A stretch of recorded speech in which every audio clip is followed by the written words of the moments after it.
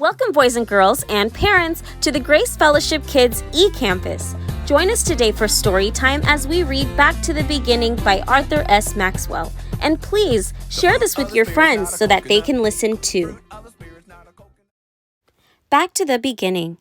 Have you ever wondered how everything in the world began? I suppose so. Most boys and girls do sometime or other. Those beautiful flowers in your garden, for instance, sweet peas and snapdragons, asters and hollyhocks, pansies, where did they come from? Seeds, you say. True, but where did the seeds come from? From other flowers, of course. And those flowers from still other seeds, and so on back to where? There's your dog. Where did he come from? We got him as a puppy, you might say. And he has a very fine pedigree. So that means you know his father's name and maybe his grandfather's. But how about before that? One thing you can be very sure of. Your dog's grandfather was once a puppy too. And he had a father and a grandfather. And so on back to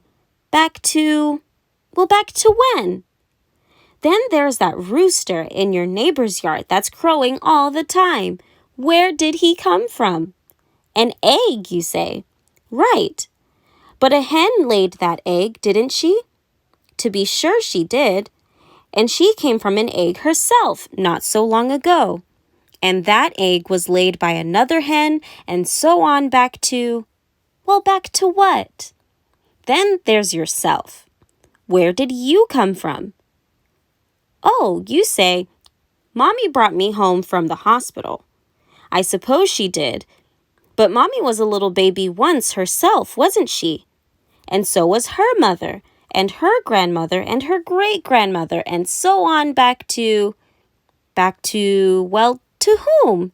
Think of the mountains, too, and the wooded hills, the flowing rivers, and the sand on the seashore, all the wonderful things of nature. Were they always there, just as you see them now, or did they, too, have a beginning? And if so, when and how? Many great men have tried to explain these things, and they have come up with all sorts of strange ideas and suggestions, most of them far from the truth. There is only one place where you will find the true story, and that is in the Bible. If you will open this wonderful book, you will find that the very first part is called Genesis, meaning the book of beginnings. Here you will find the answer to all your questions, and that reminds me of a little girl I know. Once I asked her which chapter of the Bible she liked best. I thought she would say the 23rd Psalm, the one that begins, "The Lord is my shepherd." But no, she said the first chapter of Matthew. I suppose you like it because it tells about how Jesus was born, I said. Oh no, she said, I like it best because it's all about the begats. The what? I asked. The begats, she said. So I opened my Bible and turned to Matthew 1, and there it was. Abraham begat Isaac, and Isaac begat Jacob, and Jacob begat Judas, and so on. I asked her if she knew what it meant, and she said, no, but I do like the begats. So I told her it meant that Abraham had a little boy, and Isaac had a little boy, and Jacob had a little boy, and so on. But I think she still liked the begats best. Then I told her that put the other way around, it would read, and Jacob had a daddy, and Isaac had a daddy, and Abraham had a daddy, and so on. She liked that better, but wondered how far back the story goes. I told her what Luke says about it.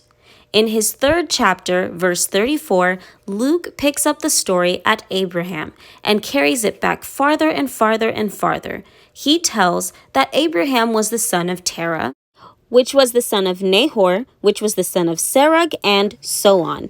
Such strange names, but they were names of real boys a long, long time ago.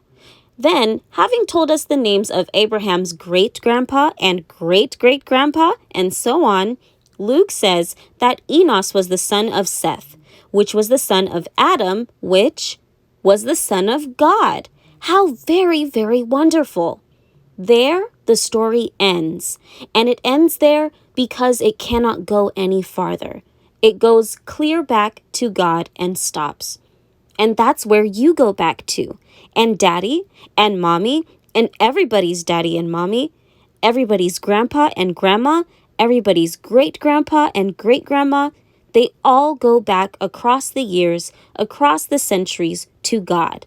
Not to a monkey, not to a tiny tadpole in the sea, but to the great and glorious God who made the world and man. And that's exactly what we read in the first words of the first chapter of the Bible. In the beginning, God. Thank you for watching, Erin and Elsie, Samora and Ariana, Clifford and Sean. Share this with your friends so that they can watch too. Bye-bye.